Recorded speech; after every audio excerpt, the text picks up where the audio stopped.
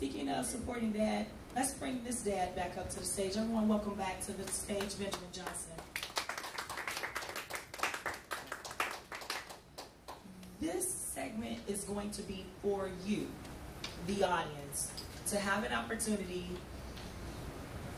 as he sucks in his breath. It's your opportunity to pose a question to Ben. What I would like for you to do is, anyone who's interested in asking him a question, I'm going to give you this microphone so that way you'll be able to ask. Since we're recording, if you come to like this side of the stage and just ask your question, Ben will have an opportunity to answer it. And then when you're done, just go ahead and give me back the microphone. That don't forget, camera is there, Ben is here.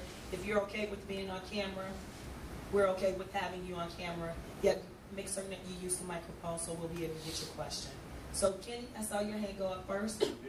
Yeah, come on up and take the mic. All right, thank you.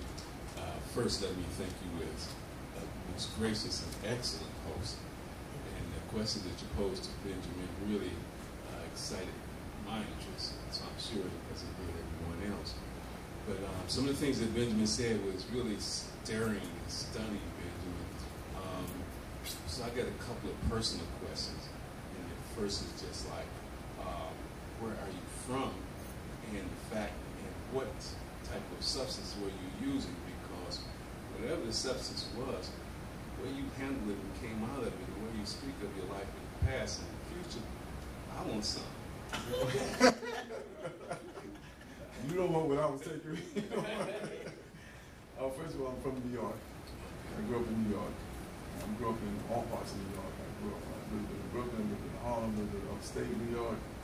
And the substance, I grew up in the late 60s and the 70s, and the substance that I was taking was everything. I was a garbage head. So I shot my first bag of dope when I was 13 years old. A friend of mine stuck a needle in my arm for $2.50. From that point on, I went through, I stopped using it at the age of 88. So from then into 88, I used everything that was hip that came through the market. So LSD, marijuana, downers, uppers, heroin, cocaine, alcohol, cheap wine, vodka, the whole 9 yards, Tiger Rose, Wild Hunts Rose, Thunderbird, all that crap. Yeah, so I did everything I could possibly do to get out of myself and to be hip and to hang out.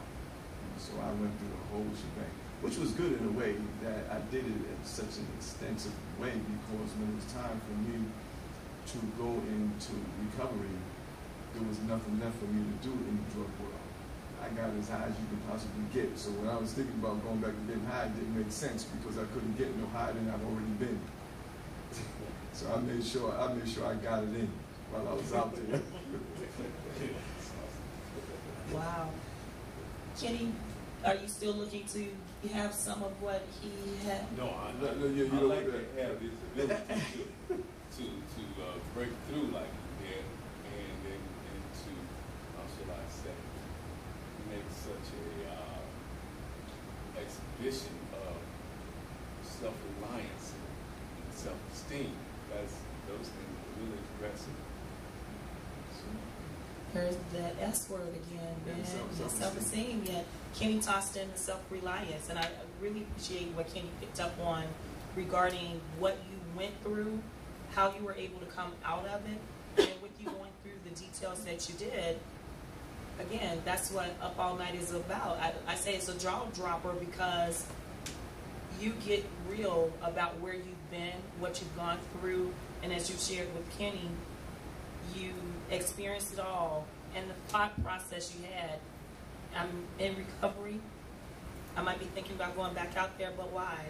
I've been as high as I can get, so what's the point of going back out there? So thank you for sharing that answer. And Kenny, thank you for starting us.